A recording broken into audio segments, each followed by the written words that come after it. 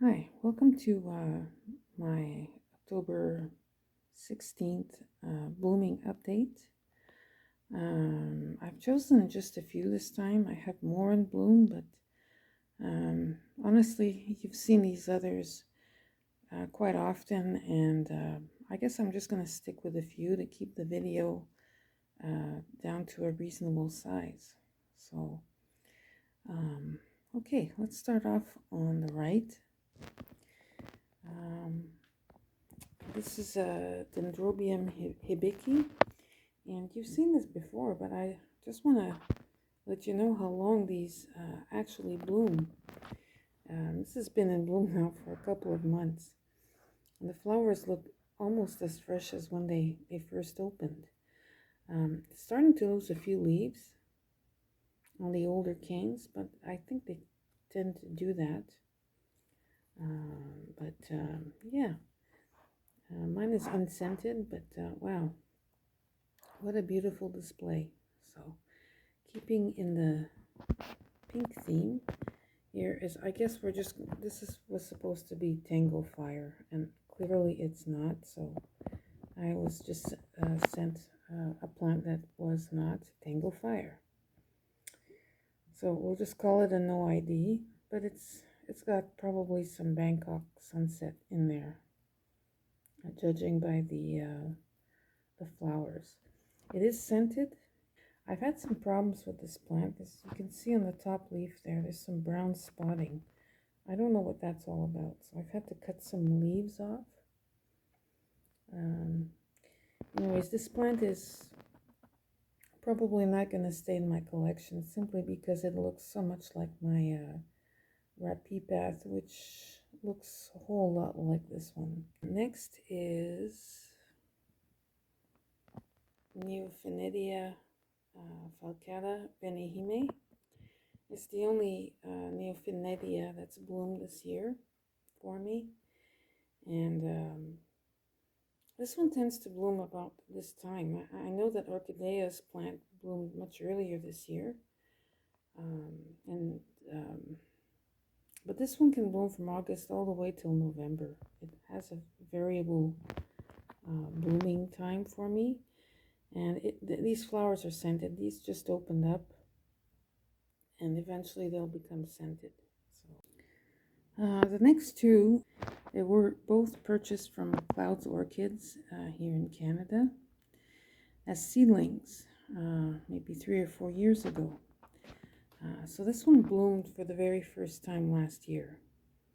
This is Varicorn times Marillii, and yeah, so it bloomed for the first time last year, I believe in July or August, and it bloomed again in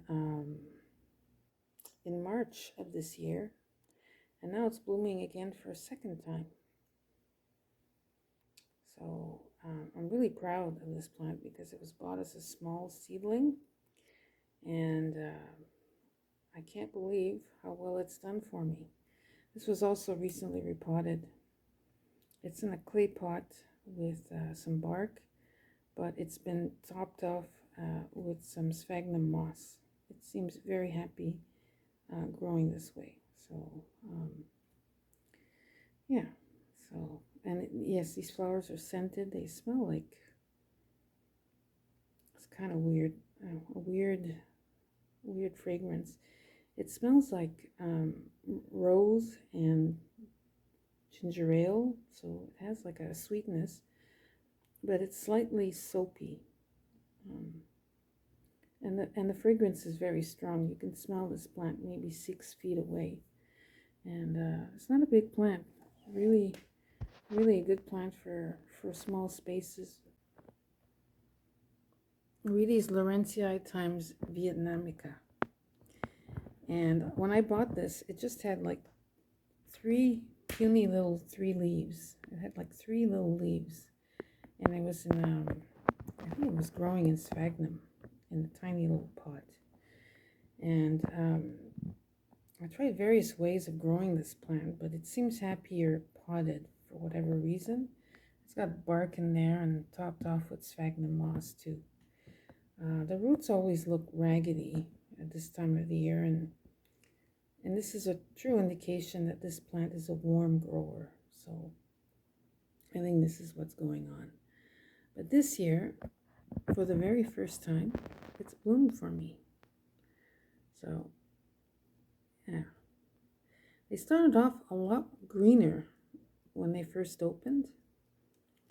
But now they're almost all white and pink. And they have this really prominent tail, horn, I don't know what you want to call that. Yeah. And they smell, hard to describe. There's a slightly citrus fragrance, and it's a bit soapy. It reminds me of my Catasetum pileatum orchid glade that I had years ago. Really, really similar smell. It's not unpleasant.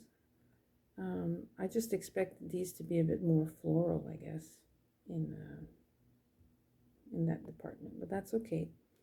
So there it is. I mean, and it's a nice compact plant as well. So this was also a good buy, I guess. And the last plant I'll feature in this video, simply because I've had it for so long, it's nowhere near as fancy as what I've just shown you. But this is Epidendrum ciliary. I think it has a new name now, but this plant is nighttime scented, and it's probably my longest lived orchid. I think it's going on 10 years now, something like that. It's one of my longest lived orchids. And yeah,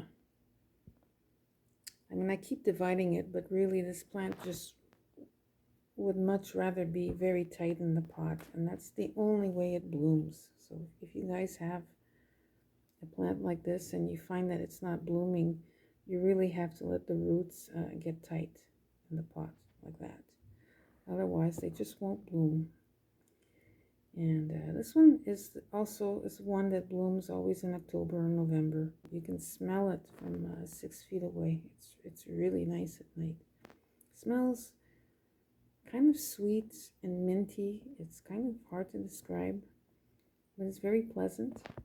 And there aren't too many orchid flowers that have these really frilly lips like that.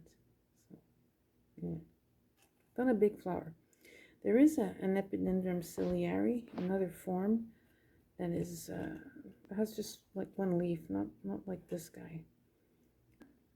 I hope you've enjoyed all these beautiful blooming gems, and thank you for watching.